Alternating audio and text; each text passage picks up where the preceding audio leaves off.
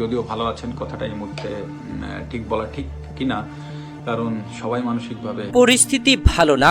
মুখ খুলল এবার মাশরাফি। লাইভ এসে সরাসরি কোর্ট আন্দোলন নিয়ে একই বলল মাশরাফি বিন মুর্তজা।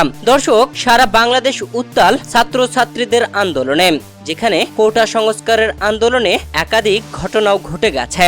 বিভিন্ন মহল থেকে একাধিক ঘটনা ঘটানো হয়েছে। পুরো দেশ যখন রক্তপাতে উত্তাল, তখন চুপ থাকতে পারল না বাংলাদেশের ক্রিকেটাররা। ক্রিকেট আঙ্গনের খেলোয়াড়রা বেশ কয়েকজন শুরু থেকেই সরাসরি হস্তক্ষেপ না করতে পারলেও সামাজিক যোগাযোগ মাধ্যমে পোস্টের মাধ্যমে প্রতিবাদ জানিয়েছেন। তবে প্রতিবাদ জানিয়েছিলেন না তামিম ইকবাল, মাশরাফি বিন মুর্তজা, সাকিব আল হাসান, মাহমুদুল্লাহ রিয়াদ, মুশফিকরা। এদের বার্তা না দেওয়া নিয়ে সামাজিক যোগাযোগ মাধ্যমে বেশ আলোচনা হচ্ছিল।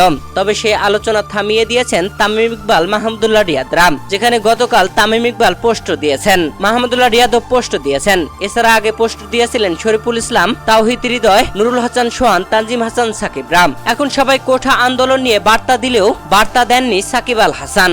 এছাড়া বার্তা দেননি মাশরাফি বিন মুর্তজাও। তবে মাশরাফি বিন মুর্তজার একটি লাইভ ভিডিও তুমুল ভাইরাল সামাজিক যোগাযোগ মাধ্যম ফেসবুকে, যেখানে মাশরাফি বিন মুর্তজার লাইভ ভিডিওর একটি অংশ কেটে নিয়ে ছাড়া হয়েছে।